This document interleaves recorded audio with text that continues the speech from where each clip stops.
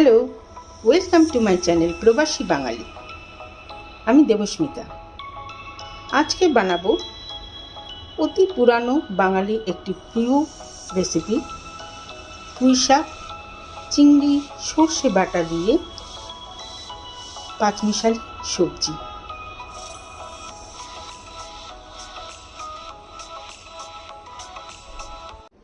চিংড়ি সর্ষে বাটা দিয়ে পুঁই শাকের তরকারি রান্না করার জন্যে এখানে নিয়েছি পুঁই শাক, কেটে নিয়েছি ডাঁটাগুলো এবং সাথে পাতাগুলোও নিয়েছি। এখানে রয়েছে 3টে ঝিঙে, 2টো বেগুন, এখানে 250 গ্রামের মতো 250 থেকে 300 গ্রামের মতো কুমড়ো, এখানে রয়েছে 2টো আলু, এখানে গোটা 7-8 চিংড়ি মাছ, আর এখানে রয়েছে সর্ষে বাটা।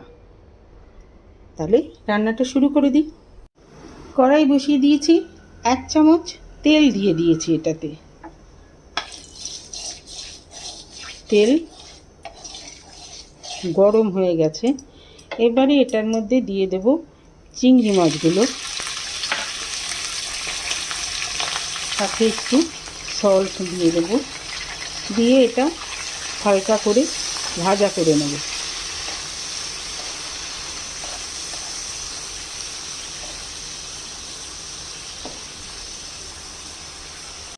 চিংড়ি মাছগুলো হালকা করে ভাজা হয়ে গেছে, এবার এটাকে তুলে নেব।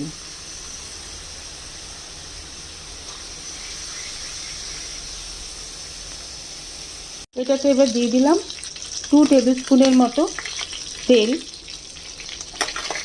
তেলটাকে একটু গরম করে নেব যাতে তেলের কাঁচা ভাবটা চলে যায়, নয়তো কাঁচা তেলের গন্ধ ছাড়বে।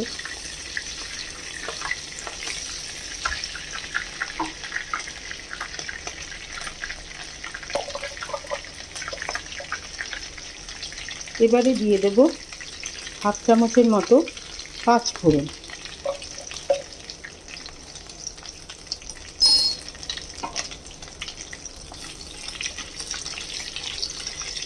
সাথে 2টো লঙ্কা এরকম ফাটিয়েই দিয়ে দিলাম। এরপরে একে একে এই সবজিগুলো কেটে রেখেছি সেইগুলো দিয়ে দেব।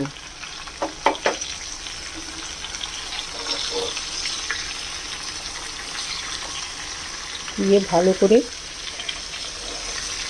মিশিয়ে নেব।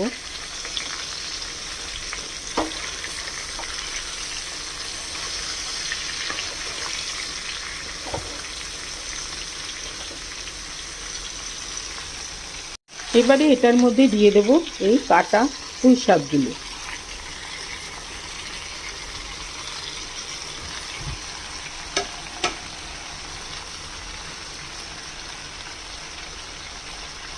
সাথে দেব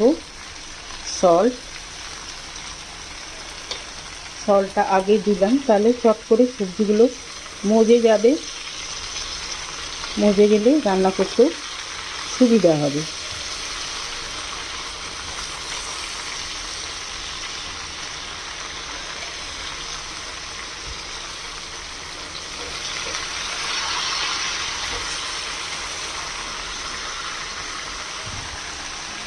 এবারে এটাকে ঢাকা দিয়ে দিলাম।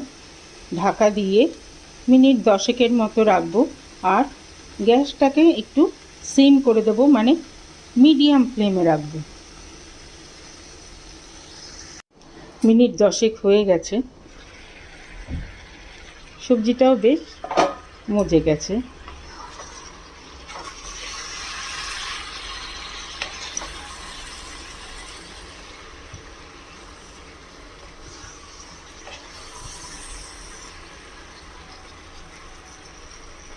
কুমড়ো, আলু সেদ্ধ হয়ে গেছে। এবারে এটাতে দেব হলুদের গুঁড়ো, 1/2 চামচের মতো হলুদের গুঁড়ো দিলাম।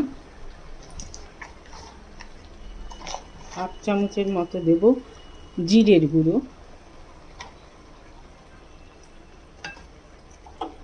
লঙ্কার গুঁড়ো যদি কেউ ঝাল খেতে চায় তো লঙ্কার গুঁড়ো দিতে পারে, কিন্তু আমি এটার মধ্যে লঙ্কার গুঁড়ো দিচ্ছি না।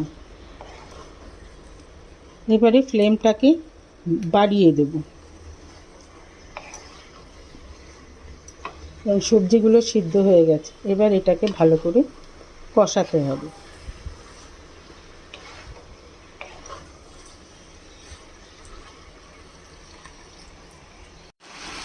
এই অবস্থায় দিয়ে দেব চিংড়ি মাছ যেগুলো ভেজে রেখেছিলাম সেটা। এটাও ভালো করে মিশিয়ে নিলাম।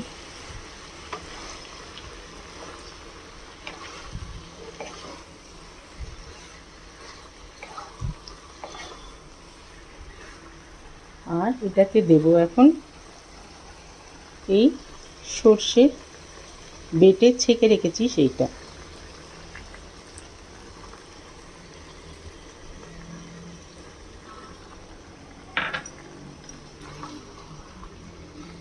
ভালো করে মিক্স করে নেব। সর্ষেটাও একটুখানি ভাজা ভাজা করে নেব। সর্ষে দিয়ে বেশিক্ষণ ভাজলে সর্ষে কিন্তু তিতো হয়ে যায়। আমার রেসিপিটা যদি ভালো লেগে থাকে তবে অবশ্যই কমেন্ট বক্সে জানাবেন, লাইক করবেন, শেয়ার করবেন ফ্যামিলি অ্যান্ড ফ্রেন্ডসের সঙ্গে। আর আমার চ্যানেলটাকে সাবস্ক্রাইব করতে ভুলবেন না প্লিজ। এটা যেহেতু চিংড়ি মাছ দিয়ে করছি সেই জন্যে এটার মধ্যে মিষ্টি দেব না, চিনি দেব না। যদি নিরামিষ করতাম তাহলে একটুখানি মিষ্টি দিতাম। অলমোস্ট হয়ে গেছে, আর 2-3 মিনিটটা নাড়াচাড়া করে তারপরে নামিয়ে দেব। তৈরি হয়ে গেছে চিংড়ি সর্ষে বাটা দিয়ে পুঁই শাকে পাঁচমিশালি সবজি। গরম ভাতের সঙ্গে কিন্তু এটা অসাধারণ লাগে। নর্মাল পুঁই শাক তো আমরা সবসময় খাই, তবে এইভাবে রান্না করে খেলে মুখে স্বাদ ফিরিয়ে আনতে বাধ্য।